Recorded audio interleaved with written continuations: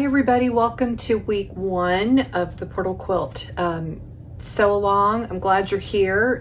This is the first video and we'll sort of kick off week 1 for this project for those of you who landed here and who aren't sure what we're doing.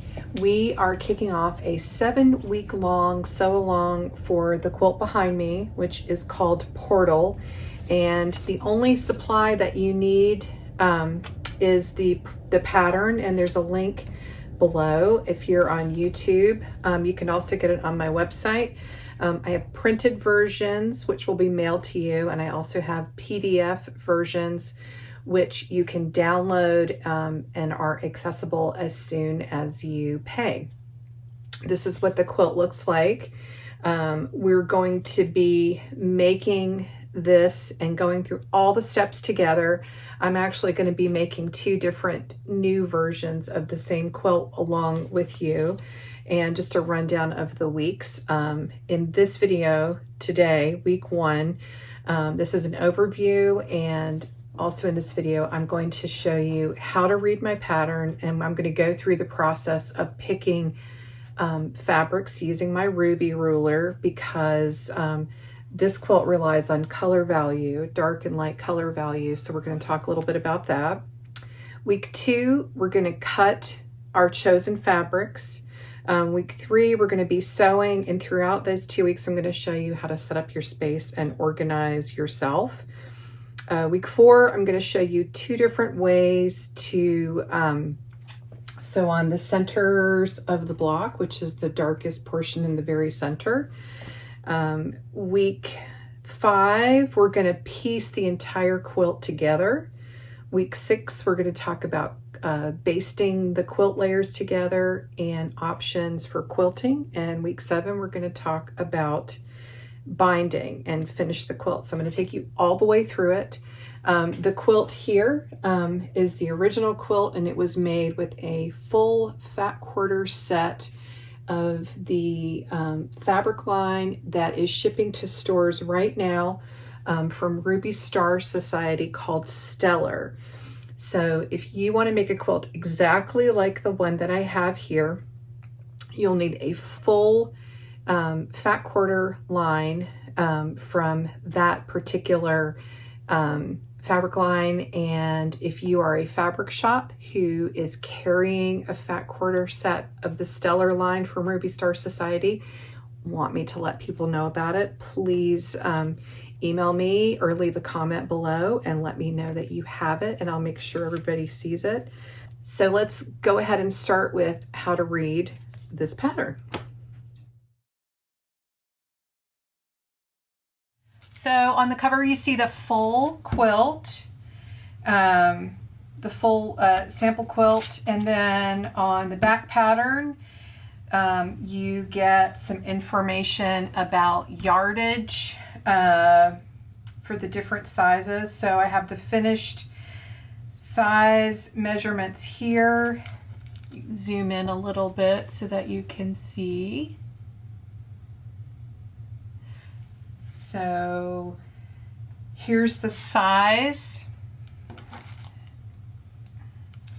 Here's the measurements for each size. And then you'll see that the fabric requirements are color A, color B, color C. I am referring to light valued fabrics in color A, medium valued fabrics in color B, and dark colored value fabrics in color C. Then you have the backing and the binding. Now keep in mind, when you see a yardage requirement with the word total there, that is an indication to you on my patterns that I mean lots of different fabrics should be pulled together to equal, in this case, 3/4 of a yard total. You'll see on the backing I have 1 yard. I don't have total because I'm not explaining to you how to piece a backing in this pattern. I'm simply telling you the amount that you need per size for backing and for binding. You'll also see on the back information on this particular pattern about which fabric line it's made from. And I also put a hashtag on all of my pattern, my new quilt patterns. So you can go online, for example, on Instagram, type in Wisecraft Portal in this one, and it will bring up everything from other people and myself that is made using, that's tagged with that particular hashtag. It's a fun way to just sort of look and see what everybody else is doing. Let's look inside the pattern. So the first thing you'll see is you open up the sheets, and you have layouts for all the different sizes pictured here. And these are black and white sheets, and there's also a color key because I don't necessarily refer to the different areas and the different gray colors within these areas of the quilt as a specific color. You'll see in the key I refer to them as light, medium, and dark valued scraps. So I'll explain more about that, but these are what the different sizes are going to look like for your reference. On the back page, there is a design sheet if you're interested in doing a specific color in a specific area of each of the blocks. You pick your size. This is the full layout for a king size. So if you were making a pillow, of course, you would only use a small portion of this. But if you wanted every dark square in the center to be red, then you would make that notation on your own design sheet and keep it handy for yourself. In this particular pattern, I have an insert sheet that tells you exactly which of each of the Ruby Star Stellar fabrics you need. I used a complete fat quarter set of Stellar to make the quilt on the cover of the pattern. So if you want to duplicate that quilt, then you can just follow this along. So in the instructions, the way I write everything out is I put the different sizes that you see in parentheses. So for example, if I ask you to cut a certain amount of color A, then you would look at which size you're making in each of these, and I'll show you an example of this. So like right here, you see all of these in parentheses. Those reference the sizes listed here. So what you would do, or what I suggest that you would do, is go through and highlight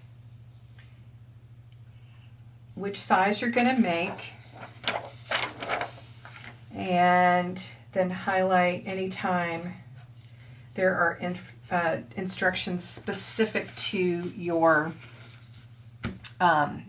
particular size. The cool thing is, if you use a friction highlighter, the trusty old friction pens, then you can use the tip and you can actually erase it when you're done and use it again, which is pretty cool. So this is a pink highlighter friction pen. I love it.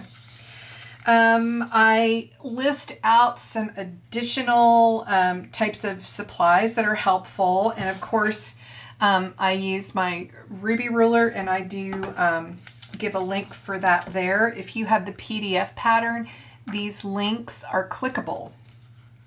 So as long as you're looking at it on your computer, just click on the link and it should take you right there. So next there's a mini lesson on color value, which we're going to go over in just a minute. And then from there, I've highlighted the size that I'm going to make.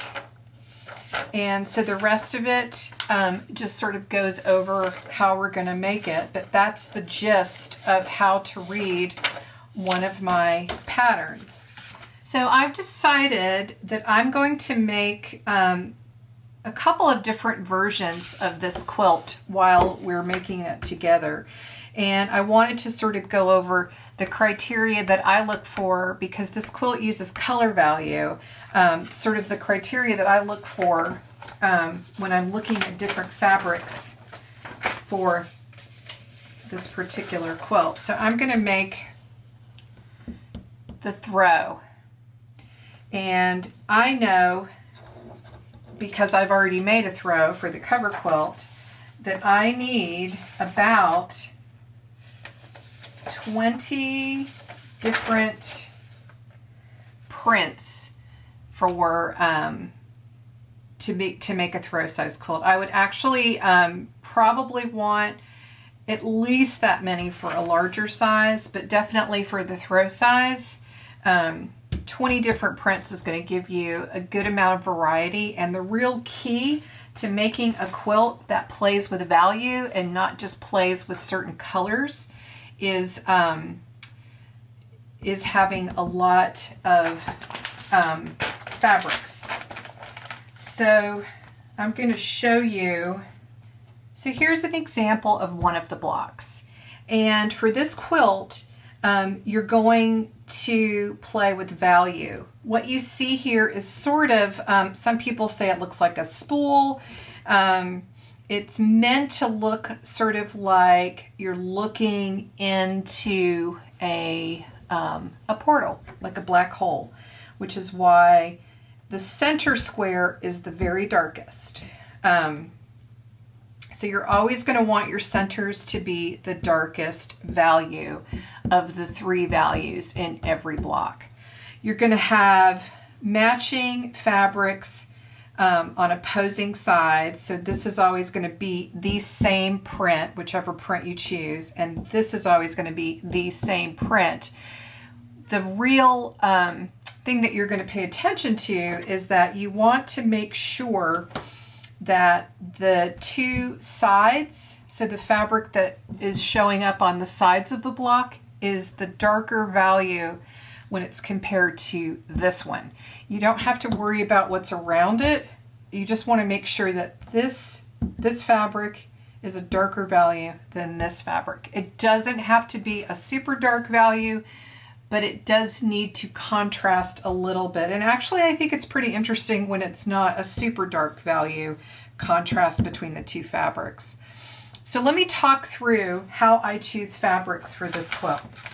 I have chosen one version to be made from Anagram's new line called Driftless for Robert Kaufman.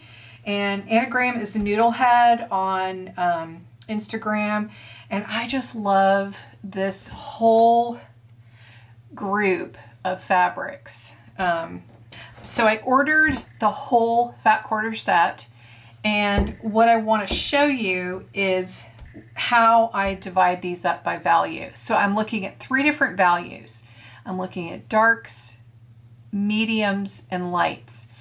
So the first thing that I would do with this group right here, and I have my ruby ruler nearby because that's going to help me judge when there's 2 values I can't quite figure out and choose which one's the darker. All right, so I've got that nearby. So I'm going to start looking at these, and I've kind of already divided them once, and then I mixed them back up again intentionally so I could do it with you. But I think that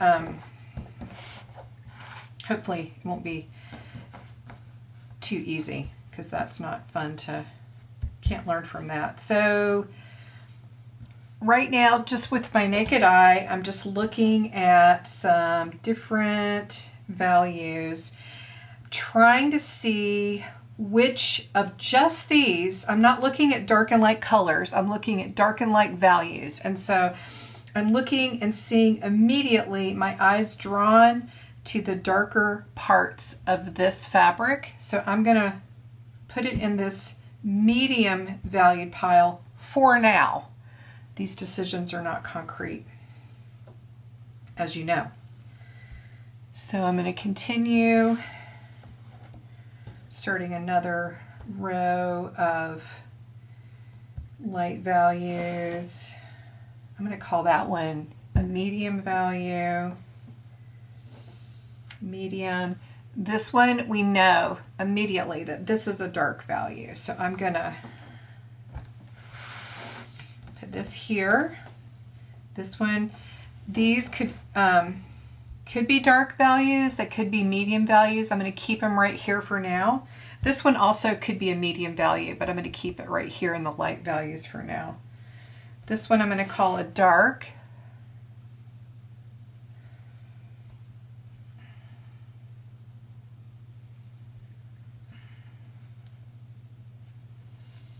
So I'm just making some initial value choices. I actually call that one kind of a medium, at least for now, so I'll put it there.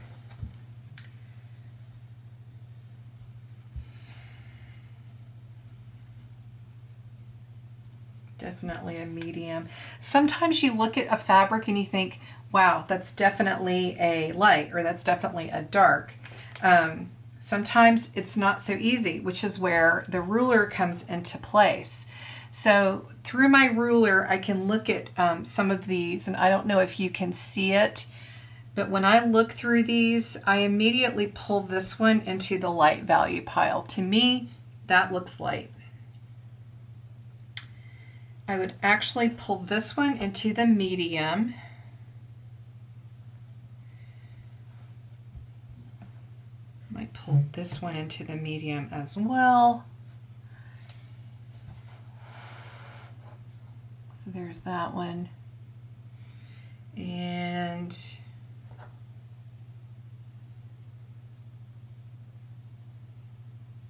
so what I'm doing is I'm looking, and then you'll see me move it away. I'm constantly holding the ruby ruler between my eyes and between the fabric.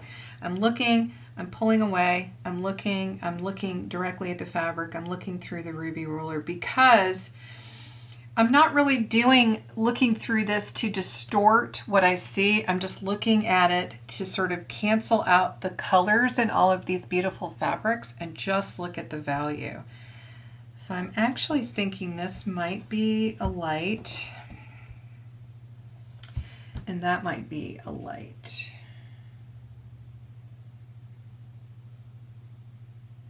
Yeah, okay. So here's what I have so far. So I've got these darks. Now, 2 darks, I might want another dark in these. So if I decide I want a little more variety in my darks, which are going to be the center of the block, I might pull from one of these mediums, like one of the darker ones, like maybe, I don't know, maybe this one or something like that. So that's an option. Your goal should be pretty even number of darks and lights. So I've got 12 here, 11 here, and 3 darks. So that's a really good place to start. So as you cut, as we start assembling blocks, that's when you're going to be using your ruler as a value lens for a second time. That's when it's going to really become important, because as you start to piece some of these together, you're going to start to look at the value differences between 2 different fabrics rather than the whole group. So this is just our initial sort. You'll see I originally thought this one was a medium, but when I looked through the ruler, I actually feel like this one is a light one. I may change it back, but again, that is where you'll make those decisions as you start to make your blocks. I have been hoarding all of these adorable August Wren prints. She's August Wren on Instagram, and I just adore these. And they're from all different lines, so in some ways it's a scrappy quilt. Let's sort these into value categories: light, mediums, and darks. So this is just an initial sort, me just looking and sorting with my eye, not looking through the ruler yet. You could, but you don't have to at this stage. So like these 2, this is actually a little bit darker in value than this one. So they could either be both mediums, or it might be interesting to put this one in the lighter value. Look at these little cats, aren't they cute? So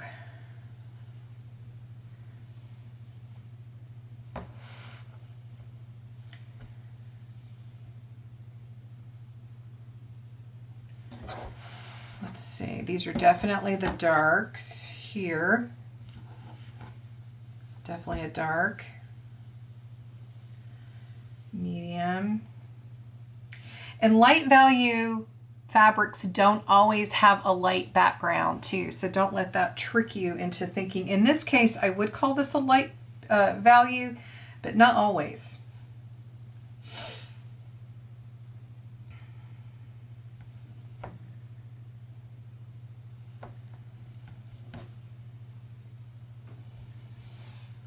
So see, I'm going to call this one a medium value for now. And one of the things that I'm using to determine that is this fabric has a lot of visual texture in it. Your eye's drawn to it, and there's a lot of contrast in this fabric that will sort of make it show up a little bit more. So if I hold that, let's do this as an example. If I hold that next to this one here, I see a lot more visual texture in this one than in this one, although this one is not necessarily void of visual texture. If I had to choose a value contrast here, if I had to classify these as dark or light, just them to each other, I would call this one dark and this one light. So I'm going to put this one for now in the medium pile and this one in the light pile. Now, if I wanted more, let's see, I've got 3 fabrics. Look how cute that is. I've got 3 fabrics here for my dark squares. These are pretty obvious. If you wanted to add in a less obvious square or a less obvious value, you could add in maybe one of these. I would probably do this one before this one, because even though this has more visual texture, I'm looking at these light green urns and I feel like it's definitely keeping it in this category, whereas this one's a little darker. So this might be interesting to make pop some of the squares in your layout, or not. You could just use the darks. But just remember that if you use this as one of the center squares, then you need to make sure that the fabrics surrounding it are definitely medium and light compared to this fabric. So I understand that value is a tricky thing, and just take it step by step. So right now, doing our initial fabric sorts, hopefully you can see that we have dark, medium, and lights here. And know that once you do this, you're not held to these exact value classifications. You can absolutely change them. At this point, I might look through the whole stack in my ruler and decide if I wanted to move things around. Maybe I'd move that. No, I still think that works better over there. And these fabrics to me have very subtle value differences, and I think that is harder for people to understand, but also a really cool part of playing with color value. Color value does not have to be a deeply contrasting difference between 2 fabrics. It can be very subtle, and that's the whole reason why I invented this ruler, so that we could make those subtle different assumptions and sort of create optical illusions in our quilt. So those are my 2 fabric sorts for 2 different versions of the quilt. So I hope that helps you. Leave me questions that you have. Please take a picture of the fabrics that you choose for this quilt. It's fun to see what everybody chooses. You can go completely scrappy. I will show you that one of the options that I was going to go with is a completely solid quilt. This works as well. I decided against it when I saw this driftless collection from Anagram. I just think it's so pretty, and I love it. So I'm going to use that instead, and I felt like the colors were pretty similar. But go solid, go prints, go deeply contrasting, go with subtle contrast, go scrappy, but share your fabric pull for this. Get your pattern, get your supplies together, and I will meet you here next week with a new video. We're going to start cutting out our pieces.